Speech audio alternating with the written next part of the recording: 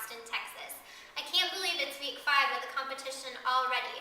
I was actually sick last week, so I wasn't able to submit my dessert recipe, and I was really upset, and I actually found myself in the doctor's office begging him to give me medicine so that I could get better in time to get back this week and put my side dish recipe up.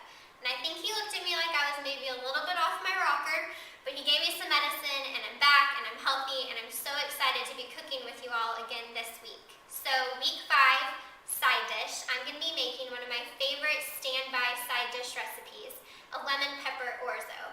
It's really fast. It only takes a couple of ingredients and probably 20 minutes from start to finish. So what we're going to do is boil our orzo in a little chicken broth and water, and then we're going to use some lemon juice and lemon zest, some fresh chives, a little bit of Parmesan, some heavy cream and butter, and of course our Philadelphia cream cheese to make a really yummy, smooth, creamy sauce for our orzo. Okay, so we're going to bring 2.5 cups of chicken broth and 2.5 cups of water to a boil over here on the stove. I already dumped it in, but it's not quite ready yet, so I think we're just going to let that sit for a minute and boil. I want to tell you why I love this recipe so much. I'm a social media consultant here in Austin, and so most weeks I work really long hours, and when I get home at night, I need something to make that's going to be fast and pretty easy. Our company is still kind of small, and there's only a few people in the Austin office, so we're kind of like a really tight-knit family. And it's kind of funny because when I started the competition, I kind of tried to hide the fact that I had these YouTube videos floating out there, but everyone found out, and they've all been super supportive and like waiting every week for the next thing to get posted. And I didn't realize it, but apparently a lot of our clients have been watching my videos. I was actually at a meeting this week out of town, and one of our clients came up to me and said, "Are you going to be posting more videos?" And I was like, yes. I had no idea where you were watching this, but there will be another one up this week. So anyways, it's been kind of funny, but at work, a lot of times we end up eating lunch and dinner together because we're all still up at the office working. So by the end of the week, I've usually had a lot of restaurant food, and I'm seriously craving something homemade. And one of my mom's favorite sayings that she used to tell my brother and sister and I when we were growing up is that you should eat what you love, but you should make it yourself. And I really think that there's something to having a homemade meal in your stomach.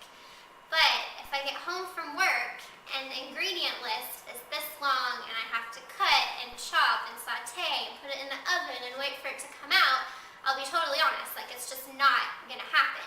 So I try to keep a couple of staples in my fridge and in my pantry. Things like Philadelphia cream cheese and butter and eggs are always in my fridge.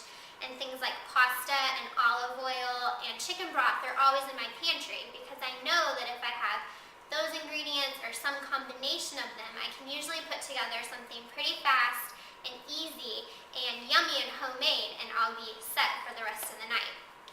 But I'll be totally honest, there are definitely nights where I come home and I'm too tired and it's not going to happen, and so I usually also have some bagels in the freezer, and I can just take a bagel and toast it and slather on some Philadelphia cream cheese and call it a night, and it's just as good, and I think we've all been there if we're being honest.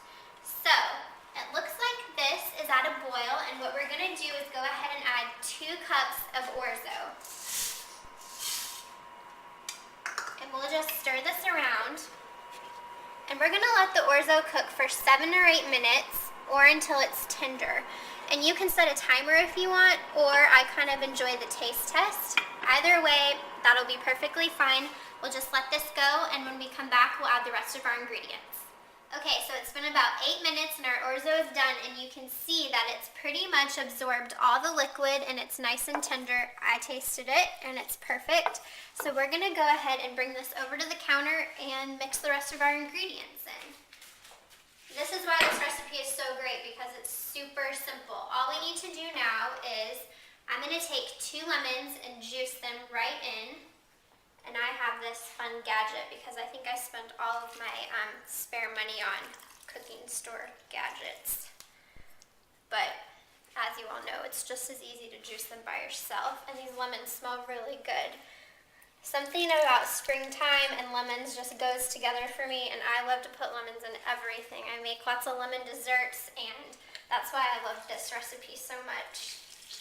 These are really juicy lemons too. Wonderful. Okay, so we'll do our last one real fast. Ooh, this side's tough. Hold on. Okay. Sorry about that face I just made. Okay, and now I zested 2 lemons, so we're going to go ahead and put the lemon zest in as well. And then I have about a half a cup of heavy cream. That's going to go in right on top. I have about a half a cup of Parmesan. Dump that in. Then I have, let's go ahead and put our chives in. I think it's about 4 tablespoons, but you can kind of add whatever looks good. Okay, sorry about that, y'all. We're having a few technical difficulties, but we're back and we're just moments away from Orzo. So I just have a few more ingredients to add. We've got a half a stick of butter that we're just going to go ahead and dump in. And then we have our Philadelphia cream cheese, and that's what is going to make this pasta so creamy and yummy.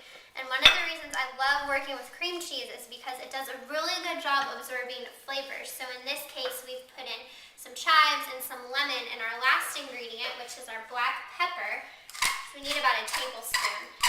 The cream cheese is going to absorb those flavors beautifully, and it's going to create this really rich, really wonderful flavor profile. And then we'll just add a little bit of salt just to season it for taste. And I'm going to finish stirring this up, and then we'll move it to our serving bowl. Okay, so we went ahead and moved our orzo to a bowl, and if y'all can see, it looks really yummy and creamy. It's very good. I already tried it. You can see the lemon, some of the lemon zest, and the pepper, and we're going to go ahead and sprinkle a few extra chives on top just for garnish. And then I'm going to go ahead and put some into a bowl for myself.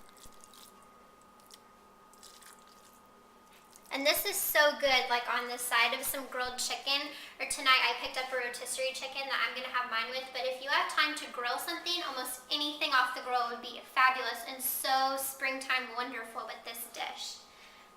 So I hope you guys enjoy, and I will see you next week.